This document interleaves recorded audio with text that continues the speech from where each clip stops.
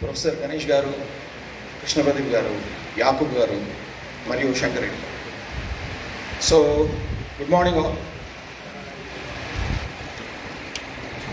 Group 1 exam గురించి విలువైన విషయాలను తెలుసుకోవడానికి మరి మీరంతా ఇక్కడికి వచ్చారు. ద మోస్ట్ ఇంపార్టెంట్ ఆస్పెక్ట్ ఇక్కడ ఏంటి, అసలు గ్రూప్ 1 సాధించడానికి సంబంధించినటువంటి అంశాలు ఏంటి, ఏ ఏరియాస్ మనం ఫోకస్ చేస్తే గ్రూప్ 1 సాధించగలం, స్ట్రైట్ అవే ఆ పర్టికులర్ పాయింట్కి మనం వస్తే ద మోస్ట్ ఇంపార్టెంట్ థింగ్ ఇక్కడ ఏంటి అనేది ఫస్ట్ మనం తెలుసుకుందాం. ఒకసారి మీరంతా ఊహించుకోండి, ఏంటి, నేను ఇప్పుడు డిప్యూటీ కలెక్టర్. ఊహించుకోండి. అంటే ఊహించుకోవడానికి వెంటనే ఇలాంటి క్వశ్చన్ నేను చాలామందికి వేసిన ఫస్ట్ థింగ్ ఏంటంటే నవ్వు వస్తుంది. వచ్చిందా మీకు ఎవరికైనా? నవ్వు ఎందుకు వస్తుందంటే అంటే మిమ్మల్ని మీరు డిప్యూటీ కలెక్టర్గా ఊహించుకోలేరా? ఎస్ఆర్ ఊహించుకుంటారా లేదా? డెఫినెట్లీ. సో అంటే ఒకసారి ఊహించుకోండి, just you think about becoming a deputy collector. ఏం గ్యాప్ ఉంది మీకు డిప్యూటీ కలెక్టర్ మధ్య? ఏం గ్యాప్ ఉంది? What is the gap? It's just a matter of time. కేవలము అది టైం మాత్రమే. సో మీరు తర్వాత ఇప్పుడు ఏంటి, తర్వాత మీరు డిప్యూటీ కలెక్టర్ అవ్వడం, ఈ రెండింటి మధ్య ఉన్నటువంటిది కేవలం time. It's a matter of time and you can become deputy collector or any other position. You can get any other position in the group 1 service based on how you judiciously use this particular time. ఈ టైంని ఎలా వినియోగించుకుంటారు అన్నదే ఇక్కడ కీలకం. మీ background కానీ, తర్వాత మీ financial కానీ, educational background, ఇప్పటి వరకు గ్రూప్ 1 ఎగ్జామ్ వరకు మీకు ఏం తెలుసు అన్నది it's not so much important. But once you decide, ఇప్పుడు చాలామంది మీకు చాలా విషయాలు ఫ్యాకల్టీ రూపంలో మోటివేషన్ కానివ్వండి, తర్వాత సబ్జెక్ట్ విషయంలో కానివ్వండి, చాలా విషయాలపై మీకు అవగాహన కల్పిస్తున్న సమయంలో డెఫినెట్లీ మీకు ఒకలాంటి ఇన్స్పిరేషన్ అనేది వస్తుంది. So words definitely can inspire. Yes or no? So మీకు వర్డ్స్ అనేవి definitely. Sorry for the interruption, sir. Yes, I would like to invite Akuneri Murli Garu, IAS officer, advisor to Andhra Pradesh Education Minister onto the stage. Please welcome, sir. Please welcome onto the stage.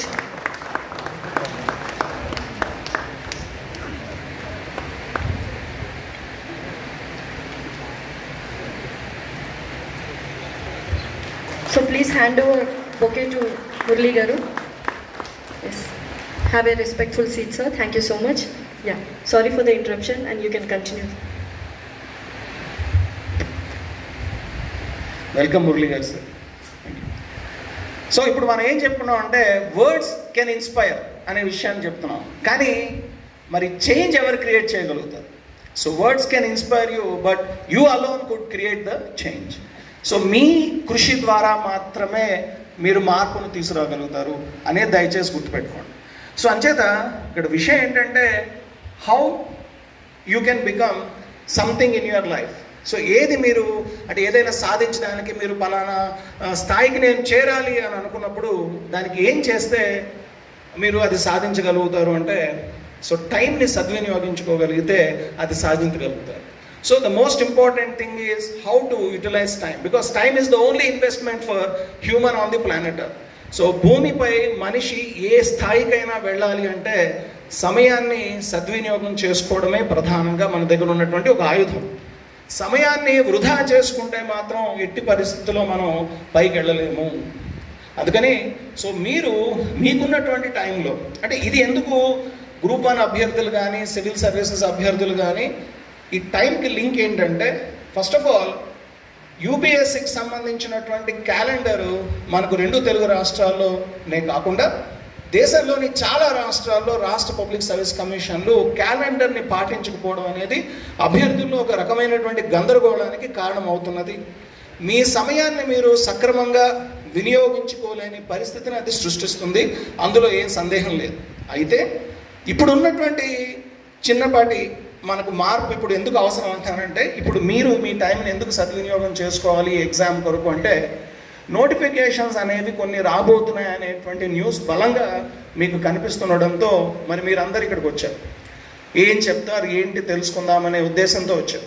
అయినప్పటికీ కూడా ఎక్కడో మనకి నిజంగా notification అనేది వస్తుందా రాదా ఈ ఆలోచనలోనే యాంబిగ్విటీలోనే ఎక్కువ మంది అభ్యర్థులు ఉండడం అనేది సో డెఫినెట్లీ నాకు తెలిసి మిమ్మల్ని చదవడానికి ముందుకు తీసుకెళ్ళకపోవచ్చు. అయితే ఖచ్చితంగా చేయాల్సింది ఏంటంటే, ప్రదీప్ గారు చెప్పినట్టు నోటిఫికేషన్ వచ్చిన తర్వాత సో మీరు స్టార్ట్ చేయడం ద్వారా పెద్దగా లాభమే ఉండదు. అంటే most of the average students, so చాలా వరకు ఏంటంటే యావరేజ్గా ఎక్కువ మందిని మనం పరిశీలిస్తే నోటిఫికేషన్స్ తర్వాత చదివిన వాళ్ళలో సక్సెస్ రేట్ తక్కువగానే ఉంటుంది.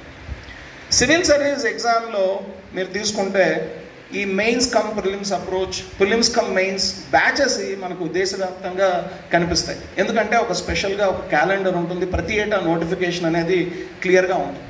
సో అంచేత సివిల్ సర్వీసెస్ లాంటి ఎగ్జామ్లో విజయం సాధించాలన్నా, ఫస్ట్ అటెంప్ట్లో కూడా విజయం సాధించాలన్నా కనీసం అంటే హీనపక్షాన 15 నెలల నుంచి 2 సంవత్సరాలకు సంబంధించినటువంటి ప్రిపరేషన్ మనకు ఉండాలి. అలాంటిది సివిల్ సర్వీసెస్తో సమానమైనటువంటి కాంప్లెక్సిటీ కలిగినటువంటి ఎగ్జామ్ గ్రూప్ 1 కూడా.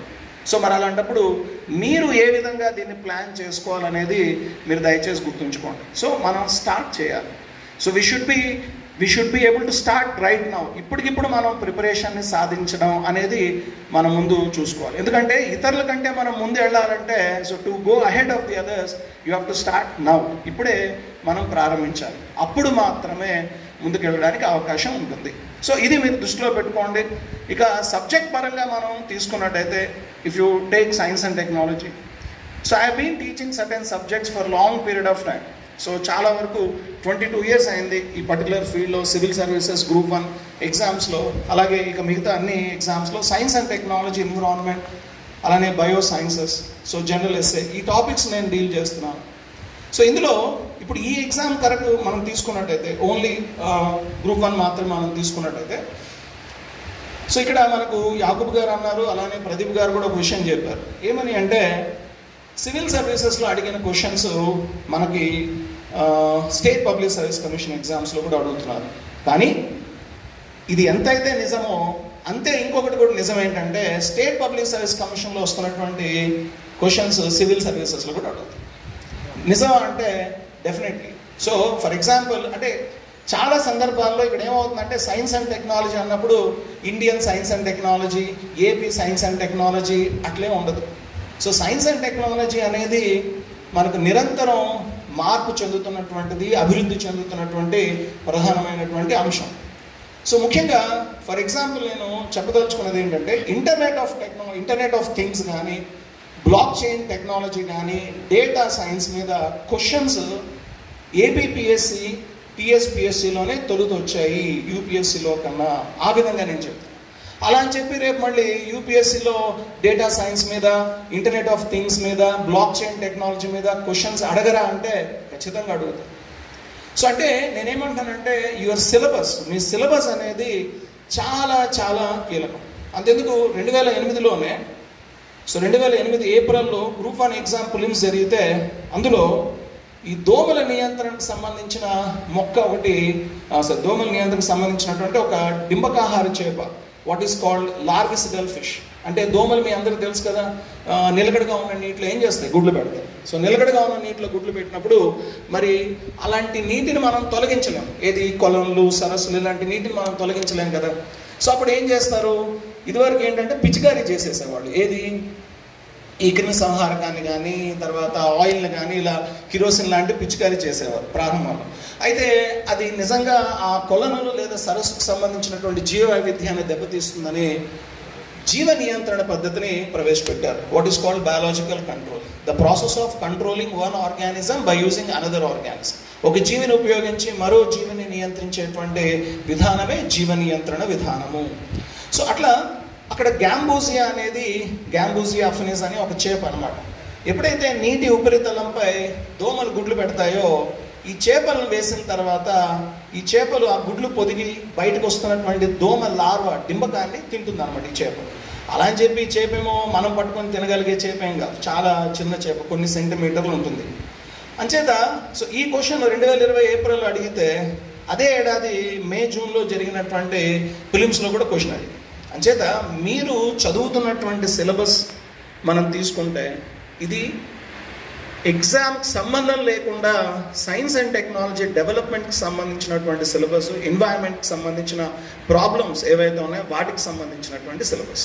అందుకని ఈ ఎగ్జామ్ ప్రిపరేషన్ అనేది మనం ఎలా చేస్తే బాగుంటుంది అనేది మనం ఒకవేళ చూసుకుంటే ద మోస్ట్ ఇంపార్టెంట్ థింగ్ ఏంటంటే, అంటే మీరు రేపు పొద్దున ఈ పర్టికులర్ ఎగ్జామ్లో సక్సెస్ సాధించాలి, ముందుకు వెళ్ళాలి అనుకుంటే you should be able to know the syllabus which is very very important. So syllabus అంటే ఏంటో కదా మనకు ఫస్ట్ అది తెలిస్తేనే కదా మనం అవును ఇది నాకు అవసరమా, ఇది నాకు అవసరం కదా అని తెలుస్తుంది. ఈరోజు కూడా మీరు ఈనాడు పేపర్లో చూస్తే క్రిప్టో కరెన్సీ సామాన్యులకు కాదు, చాలా జాగ్రత్తగా ఉండాలి సామాన్యులు అనేది ఒక చిన్న ఐటము, ఒక ఎక్స్పర్ట్ దాని మీద మనకు ఇంటర్వ్యూ లాగా ఆయన సూచనలు సలహాలుగా మనకి ఇవ్వడం జరిగింది ఈనాడు కనుక మీరు చూస్తే. అంటే దాని అర్థం ఏంటంటే ఫర్ ఎగ్జాంపుల్ ఈ పర్టికులర్ టెక్నాలజీ, ఇప్పుడు మనకున్న బ్లాక్ చైన్ టెక్నాలజీ అసలు సిలబస్లో ఉందా అంటే సిలబస్లో లేదు. మీరు ఏపీ సిలబస్లో ఐటీ యూనిట్లో తీసుకున్నా, అలానే మరి తెలంగాణ స్టేట్ సిలబస్లో ఐటీ యూనిట్లో తీసుకున్నా ఈ సబ్జెక్ట్ అనేది స్పెసిఫిక్గా మనకు లేదు. ఏ సబ్జెక్ట్ అండి? ఈ బ్లాక్ చైన్ టెక్నాలజీ. కానీ ఇక్కడ విషయం ఏంటంటే సిలబస్లో ఉన్నదే నేను చదువుతాను అనడానికి అసలు ఇక్కడ మీకు సిలబస్కి అడిగే క్వశ్చన్కి పొంతన ఉండదు. అది అవుట్ ఆఫ్ ది సిలబస్ అని దయచేసి మాత్రం అనకండి. So because of the simple aspect ఏంటంటే స్కోప్ ఆఫ్ ది సిలబస్ని చూసి చదివిన తర్వాత దీని పరిధి, స్కోప్ ఆఫ్ ది సిలబస్ ఏంటనేది అభ్యర్థి తెలుసుకోగలగాలి. ఇక్కడే మీకు ఒకవైపు కోచింగ్తో పాటు మరోవైపు రైట్ గైడెన్స్ ఇచ్చేటువంటి గుడ్ మెంటార్ అవసరం అనేది మీకు చాలా ఇక్కడ కీలకం. So scope of the syllabus is very very important. So information technology అని ఉంటే చాలు, అందులో రీసెంట్గా ఉన్న ప్రతి ఒక్కటి మనం చదువుతాం అంతే తప్ప ఐటీ వాడేదో సిలబస్లో ఐటీ ఉపయోగాలు ఏంటి, గవర్నెన్స్లో ఉపయోగాలు ఏమిటి, లేకపోతే అగ్రికల్చర్లో ఉపయోగాలు ఏమిటి, సామాన్య వాడికి ఐసీటీ ద్వారా చేకూరే ప్రయోజనాలు, నో అట్లని కాదు. So they will be asked, but at the same time these topics which are not directly present in the syllabus can also be asked. So అందుకని మీ క్వశ్చన్స్ అదే కదా నేను చెప్తున్నాను, బిగ్ డేటా సైన్స్ మీద, ఇంటర్నెట్ ఆఫ్ థింగ్స్ మీద already question అడిగేశారు. జన్యు మార్పిడి పంటల కాంట్రవర్సీ భారతదేశంలో మనకు కనిపిస్తూనే ఉంది. భారతదేశంలో ఒక్క బీటీ పత్తి తప్ప ఏ జన్యు మార్పిడి పంటలను అధికారికంగా ప్రభుత్వం మరి ఆమోదించలేదు. అయినప్పటికీ కూడా చాలా సందర్భాల్లో రైతులు బీటీ వంకాయని ఇక్కడికి పండిస్తున్నారు. బీటీ వంకాయపై మనకి మరి మారటోరియం ఉంది. సో పూర్తి స్థాయి అధ్యయనాలు జరిగిన తర్వాతనే బీటీ వంకాయని విడుదల చేయాలనేది ప్రభుత్వం చెప్పింది. అయినప్పటికీ కూడా సో చాలా సందర్భాల్లో చాలా ప్రాంతాల్లో ఈ వంకాయను పండించడం జరుగుతుంది. అంటే ఈ విషయం ఎందుకు చెప్తున్నానంటే మనకి ఎప్పుడు కూడా కాంట్రవర్షియల్ కానీ తర్వాత సైన్స్ అండ్ టెక్నాలజీలోని డెవలప్మెంట్స్ని బేస్ చేసుకొని పర్యావరణ పరంగా వచ్చేటువంటి ఇబ్బందులు, మానవ ఆరోగ్యానికి సంబంధించినటువంటి ఇబ్బందులు, ఇలాంటి కాంట్రవర్షియల్ అంశాల మీద క్వశ్చన్స్ రెగ్యులర్గా అడుగుతున్నారు. 2008 మొదలుకొని సో అంటే ఇప్పుడు ఇండివిజువల్ పేపర్ వైజ్గా సిలబస్ మార్చింది 2007లో అనమాట. అప్పటి నుంచి జరిగిన గ్రూప్ 1 ఎగ్జామ్స్ కనుక మనం తీసుకున్నట్టయితే 2008, 2011లో జరిగింది, 2012, 2016 వరుసగా 4 ఏళ్ళు. 2016 అంటే రీ ఎగ్జామ్ అండి ఏపీ తెలంగాణలో. వీళ్ళ 4 ఎగ్జామ్లో తీసుకుంటే జన్యు మార్పిడి పంటలకు సంబంధించినటువంటి క్వశ్చన్ కంటిన్యూస్గా రిపీట్ అయ్యింది. అంటే దేశంలో ఇప్పటికీ కూడా జన్యు మార్పిడి పంటల విస్తరణకు వ్యతిరేకత కనిపిస్తుంది. ఈ నేపథ్యంలో ఈ వ్యతిరేకతకు గల కారణాలు, అసలు వ్యతిరేకత ఎందుకు, కారణాలు ఏమిటి విశ్లేషిస్తూ సరైన సూచనలు ఇవ్వండి, పరిష్కార మార్గాల గురించి రాయమని అడిగారు. So what are the reasons why genetically modified crops are opposed in the country? What are the reason for the opposition of genetically modified crops in India? And give possible suggestions అని ఒకటి question అడిగారు. అంటే ఇక్కడ ఈ question ఎందుకు అంత ఇంపార్టెంట్గా ఉంది అంటే, అవును దీని మీద కాంట్రవర్సీ నడుస్తూనే ఉంది, ఏకాభిప్రాయం లేదు. ఈ లోపల జన్యు మార్పిడి ఆవాలు వచ్చింది. జన్యు మార్పిడి ఆవాలను దీపక్ పెంటల్ అనే ఆయన తన టీము అభివృద్ధి చేశారు. సో ఇందులో జన్యు మార్పిడి ఆవాల ద్వారా భవిష్యత్తు భారతదేశంలో నూనె గింజల ఉత్పాదన పెరుగుతుందన్నమాట ఎంతైతే వాస్తవమో, ఇక్కడ ఒకటే ఒక సూత్రం అండి, సింపుల్గా ఒక ఎంఎన్సి ఏం చేస్తుందంటే శాస్త్రవేత్తలతో లింక్ అవుతుంది. ఒక ఎంఎన్సి శాస్త్రవేత్తలతో లింక్ అయ్యి మీరు ఈ జన్యు మార్పిడి ఆవాలని పండించండి. బాగా వినండి పాయింట్. సో జన్యు మార్పిడి ఆవాలు, ఎందుకు జన్యు మార్పిడి ఆవాలు అంటే, మీకు మరి మామూలుగా బయాలజీ చదువుకున్నప్పుడు పరాగ సంపర్కం అంటే ఐడియా ఉంటుందా? పరాగ సంపర్కం, pollination. So the transfer of pollen grains from the anther to stigma in a flower. So పుష్పంలోని పరాగ రేణువులు కీలాగ్రంపై పడుటను ఏమంటారు? పరాగ సంపర్కం, పాలినేషన్ అంటారు. ఆవాలు పూర్తిగా స్వపరాగ సంపర్కాన్ని ప్రదర్శించేటువంటి ఒక చెట్టు, అది ఒక మొక్క. అంటే ఏంటి? It's completely a self pollinated crop. ఏ మొక్కలో అయితే పూర్తిగా స్వపరాగ సంపర్కం జరుగుతుందో, whatever the plant which is highly self pollinated, there is no question of making a hybrid. ఒక సంకర రకాన్ని తయారు చేయడం కష్టం. పురుష భాగం, స్త్రీ భాగం, ఈ రెండు ఒక పుష్పంలో ఉండి అది పూర్తిగా స్వపరాగ సంపర్కమే జరుగుతుంది, ఇట్స్ హైలీ సెల్ఫ్ పాలినేటెడ్ అన్నప్పుడు మనకు ఒకటే ప్రొసీజర్ ఉంటుంది, ఏంటంటే హైబ్రిడ్ తయారు చేయాలి. పురుష భాగాన్ని మనం దాన్ని ఏం చేయాలి? నల్లిఫై చేయాలి. దీన్నే మేల్ స్టెరిలిటీ అంటారు. ఎప్పుడైతే పురుష భాగాన్ని మనం నల్లిఫై చేస్తామో, దాన్ని నిరర్ధకంగా మారుస్తామో, టెక్నికల్గా పురుష వంధ్యత్వాన్ని కలగజేస్తామో, అప్పుడు ఈ పుష్పంలోని కీలాగ్రంపై మనం ఇతర పరాగరేణువులు వేస్తే అప్పుడు ఏమొస్తుంది? సంకర రకం తయారు చేయొచ్చు. ఇందుకోసం ఆ పురుష వంధ్యత్వానికి జన్యు మార్పిడి చేయాలి. సో బ్యాసిల్లస్ అమైలోలిపిఫేసియన్స్ అనే ఒక బ్యాక్టీరియంలోని జన్యువులు తీసుకొని ఈ ఆవాల పుష్పంలో ఖచ్చితంగా ఈ సెల్ఫ్ పాలినేషన్ దెబ్బ కొట్టే విధంగా, స్వపరాగ సంపర్కాన్ని దెబ్బ కొట్టే విధంగా ఏం చేశారు?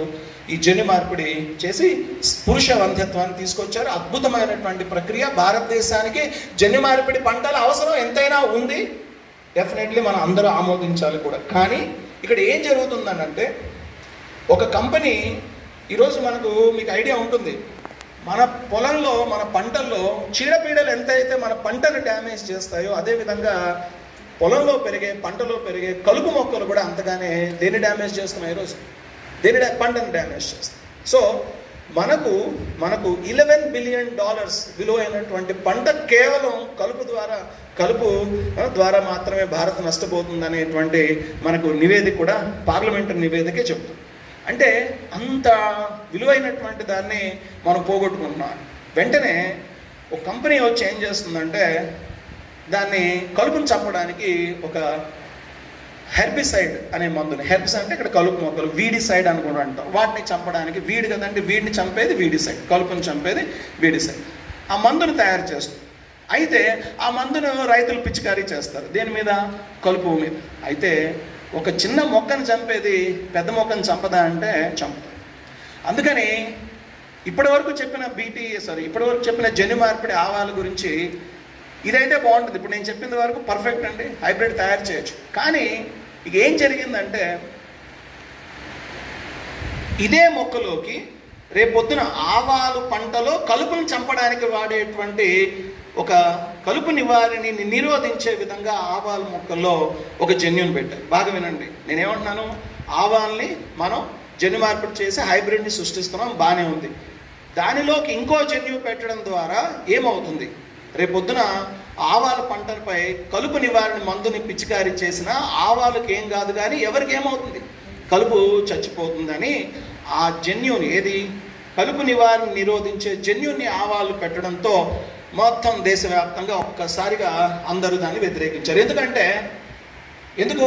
మన పంట కలుపును మన పంటపై మనం పిచికారీ చేసేటువంటి మందులు ఎలాగో ఉన్నాయి చీడపీడలు నిరోధించేది, ఆ పైన మన పంటను దెబ్బతీసేటువంటి, దిగుబడిని దెబ్బతీసేటువంటి కలుపు మొక్కలను చంపే రసాయనాన్ని మనం పిచికారీ చేస్తే ఆ కలుపు మొక్కలే చావాలి తప్ప పంట చావకూడదు. పంటకి ఏ ప్రభావం రాకూడదు అన్నంతగా దాన్ని జన్యు మార్పిడి చేస్తే ఇక రైతులు ఏం చేస్తారు, భారీగా కలుపు నివారణని పిచికారీ చేస్తారు. ఆ విధంగా గ్లూఫోసినేట్ అనే కలుపు నివారణకి నిరోధకంగా ఆవాలను మార్చడంతో ఒక్కసారిగా అందరూ శాస్త్రవేత్తలు, పర్యావరణవేత్తలు, కొద్దిమంది బయోటెక్నాలజిస్టులు కూడా దీన్ని వ్యతిరేకించడం మొదలుపెట్టారు. ఎందుకంటే ఏ రసాయనాన్ని అయితే మనం భారత్లో గ్లూఫోసినేట్ రసాయనాన్ని ఏదైతే మనం ఒప్పుకున్నామో, దాన్ని అనుమతించామో, యూరోప్లో దాన్ని నిషేధించాం. పిచికారీ చేసేటప్పుడు రైతుకి ఆ పిచికారీ చేయడం ద్వారా ఆ పంట పండినటువంటి ఆ ఉత్పత్తుల ద్వారా మనిషి శరీరంలోకి ఈ రసాయనాలు చేరి హాని చేస్తాయి. అంటే ఏది అవసరమో దాన్ని తీసుకొని ఏది అవసరం కాదో దాన్ని వదిలేయాల్సినటువంటి అవసరం భారత్కు ఉంది. కానీ ఇక్కడ ఏమవుతుందంటే ఈ పబ్లిక్ పాలసీస్ అన్నీ ఎంఎన్సీల ద్వారా ఇన్ఫ్లుయెన్స్ అవ్వడంతో భారతదేశంలో బయోటెక్నాలజీ రంగంలో రావాల్సినటువంటి అవసరమైన మార్పులు రావట్లేదు. దీన్ని మీరు గమనించాలి. సో క్వశ్చన్ అడిగినప్పుడు ఎక్కడ వ్యతిరేకత ఉంది, ఎక్కడ వ్యతిరేకత లేదు అంచేత గుర్తుపెట్టుకోండి. బీటీ మొక్కలే కాదు, ఏ జన్యు మార్పిడి టెక్నాలజీ అయినా ఇప్పుడు భారత్కి అవసరమే. కానీ అది రైతులకు అనుకూలంగా ఉండాల్సింది, అలానే మనలాంటి పౌరులకు, వినియోగదారులకు అనుకూలంగా, మన ఆరోగ్యం దెబ్బతినే విధంగా ఉండాలి. సో అంచేత ఎగ్జామినేషన్లో మీరు రాసేటువంటి ఆన్సర్లో వ్యతిరేకత కరెక్ట్గా ఎక్కడ ఉంది, ఏ అంశంలో వ్యతిరేకత ఉంది అని క్లియర్గా చెప్పకపోతే ప్రతిదాన్ని వ్యతిరేకించినట్టుగా రాస్తే మార్పు ఉంటుంది. సో అంచేత ఇలాగే ఏ విషయం తీసుకున్నా సరే ఏది అవసరం, ఏది అవసరం లేదు. బీటీ విత్తనాలే ఉన్నాయి. మీరు నాకు తెలిసి బీటీ పత్తి పండించిన వాళ్ళు చాలామంది ఉంటారు. 2 ప్యాకెట్లు వస్తాయి, పెద్ద ప్యాకెట్, చిన్న ప్యాకెట్. సో ఈ చిన్న ప్యాకెట్ తీసుకొని గట్టంతా వేయండి, అది సాధారణ పత్తి. చీడపీడల్లో నిరోధకత రాకుండా బీటీ పత్తికి ఈ చిన్న ప్యాకెట్ వేయాలంటే రైతులు కూడా ఆ గట్టు కూడా ఎందుకు వదలాలని చెప్పి ఏం చేస్తారు, బీటీ పత్తి వేసేస్తున్నారు. సో దీంతో పత్తికి వెంటనే భారతదేశంలో 2002లో బీటీ పత్తి మొదలైన 2-3 సంవత్సరాలకే ఈ చీడపీడలు, ముఖ్యంగా పచ్చశనగ పురుగు లాంటిది వెంటనే నిరోధకత పెంచుకుంది. సో అంచేత ఇక అది ప్రయోజనం లేదు. రైతులు ప్రతి ఏటా వాడి దగ్గరే మళ్ళీ విత్తనాలు కొనాలి. ఎందుకంటే ఈ విత్తనాల్లో ఏం టెక్నాలజీ ఉంటుంది, ఒకసారి వేస్తే పంట వస్తుంది, రెండోసారి విత్తనాలు పనిచేయవు. ఏం టెక్నాలజీ అది? టెర్మినేటర్ టెక్నాలజీ అనే ఒక టెక్నాలజీతో ఈ మోన్సాంటో, దాని అనుబంధ సంస్థ అయినటువంటి మ్యాహికో రైతులు నటి విరిచే విధంగా విత్తన ధరలు పెంచుతూ ఉంటే అప్పుడు మళ్ళీ సుప్రీంకోర్టు కూడా కలగజేసుకొని రైతు ఇలా విత్తనాలు పెంచడానికి, ధరలు పెంచడానికి వీలు లేదని చెప్పడం, మహారాష్ట్ర ప్రభుత్వం ఈ మ్యాహికోని కొన్నేళ్ల పాటు నిషేధించడం, ఇలా ఇవన్నీ జరిగాయి. సో అంచేత మీరు ఆన్సర్ రాసేటప్పుడు కానీ, ఆ సమయానికి మీరు ఇంటర్వ్యూకి వెళ్ళినప్పుడు ఇలాంటి వివాదాలు ఏవైనా ఉన్నప్పుడు కానీ మీ ఆన్సర్లో కన్స్ట్రక్టివ్ కాంపోనెంట్స్ ఉండాలి. అంటే విషయాన్ని స్పష్టంగా ఎక్కడ వ్యతిరేకత ఉందన్నది ఎంత క్లియర్గా మీరు చెప్పగలుగుతారో, దానికి పరిష్కారాన్ని కూడా అంత చక్కగా మీరు చెప్పగలిగితేనే మెయిన్స్లో మార్కులు పడతాయి. అలానే ఇంటర్వ్యూలో మీ ఆన్సర్, కన్స్ట్రక్టివ్ ఆన్సర్కి మంచి స్పందన వచ్చి మీకు మంచి మార్కులు ఇవ్వడం కూడా జరుగుతుంది. అంటే 4 C'sలో మనకు సార్ చెప్పినట్టుగా ఇలా ఇంట్రో ఉండాలి, తర్వాత బాడీ ఉండాలి. కానీ నా అనుభవంలో civil services exam preparation test series correction కానీ, గ్రూప్ 1 టెస్ట్ సిరీస్ కరెక్షన్ కానీ క్వశ్చన్ ఒకటి ఉంటే ఆన్సర్ ఇంకోటి. అంటే క్వశ్చన్ తగ్గట్టుగా ఆన్సర్ రాకపోవడమే చాలామంది అభ్యర్థులు చేస్తున్నటువంటి పెద్ద మిస్టేక్ తప్ప మీకు అది రాదని కాదు, మీరు అది సాధించలేరని కాదు. Everything is possible, but only by practice. So practice. ఇప్పుడు సచిన్ టెండూల్కర్ అంత ఫేమస్ ఎందుకు అయ్యారంటే, ఆయన ఎందుకు అయ్యారండి, ఏదో బ్యాట్ పట్టుకున్నాడు, బాల్ వచ్చింది, బాల్లో బలం ఉంది, కొట్టేశాడు కాబట్టి 6 అయిందా? అవునా? అలాగే అయిందా? లేదు కదండి. చిన్నప్పటి నుంచి వాళ్ళ అన్న పట్టుకెళ్ళి బండి మీద తీసుకెళ్ళి ఉదయాన్నే